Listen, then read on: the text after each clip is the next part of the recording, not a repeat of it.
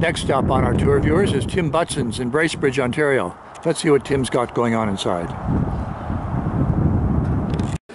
Our first few viewers in Butson's here is of a late 50s Duke. She's had some transom work done on her and obviously some beautiful new varnish. Looks like not too much more to go before she's back in the water. And next to Duke is a Butson build begun in December of 2014, the 26-foot Griffin reproduction long deck launch. She's powered by a 370-something cubic inch, 350 horsepower Scorpion engine. So she'll fly, even though I presume she's a displacement hull. Although she doesn't look particularly displacement-y with the flat bottom here. Let's take a closer look.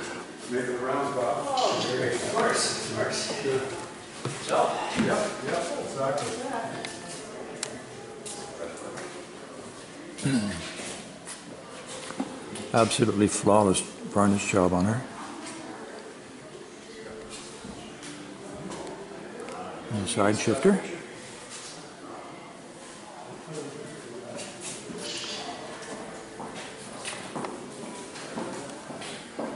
We've had a previous look at this boat, but she certainly wasn't in this final stage of completion.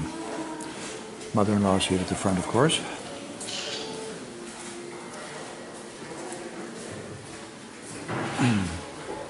Pretty magnificent boat.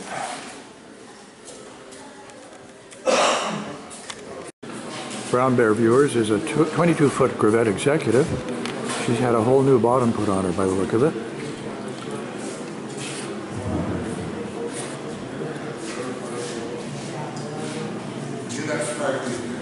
Interesting paint color on the bottom. Very attractive, actually.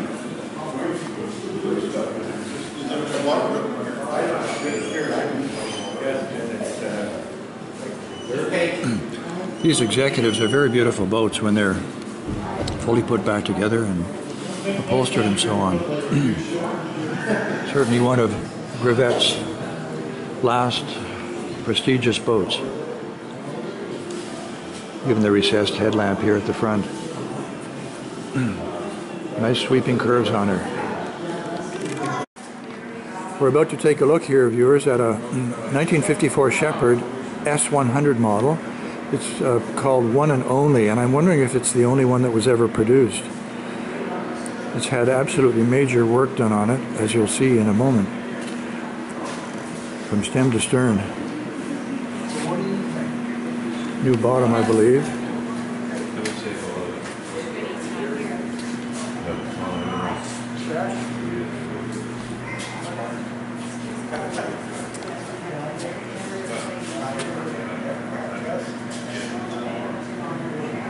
That seems to be a fairly common instrument display panel.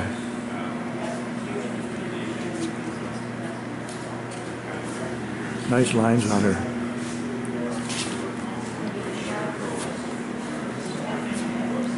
The rise toward the front deck is certainly a nice feature.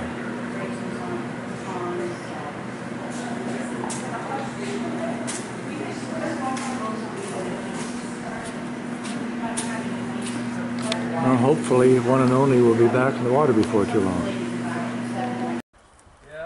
We're here at Mark Harwood's shop near Port Sydney, viewers.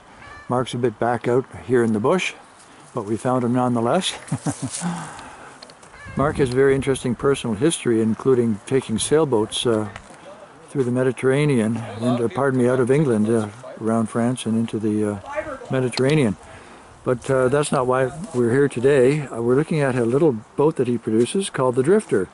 A beautiful little rowboat, a light sculler, I guess, 11 foot 3 inches with a 4 foot 4 inch beam.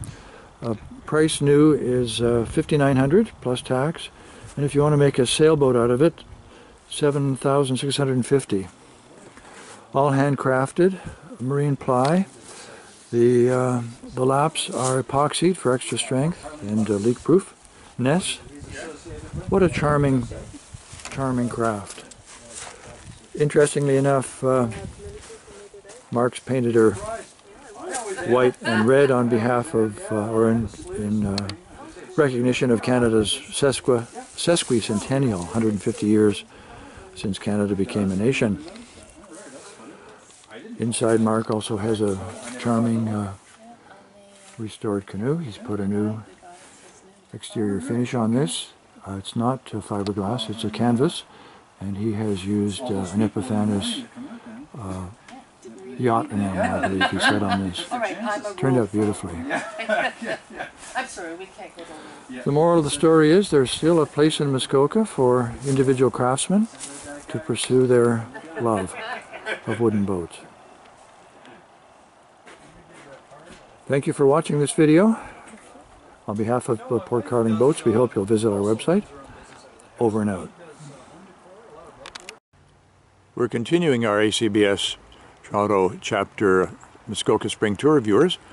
Due to circumstances beyond our control, it's a bit later than the original date for the tour. We're here the following Thursday at James Osler's shop just west of Port Carling. Let's see what James is working on at the moment.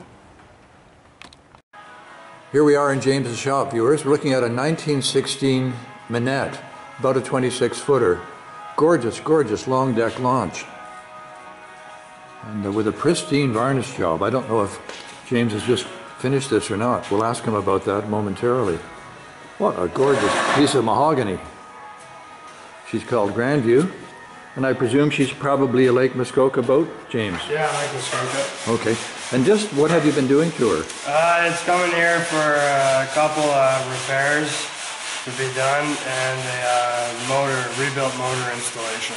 Okay. You don't do the motors, obviously, but you can reinstall them, can you? Vintage. Yeah, we can reinstall them. Vintage motor rebuild, we send to Fairbrass. Okay. Oh yeah, Matt, one of the best in the business. Well, and so you didn't have to do the revarnishing. That was already done. We're going to see it back in the fall or early spring of next year for a couple coats of varnish. Okay. Wow. It's really a magnificent boat.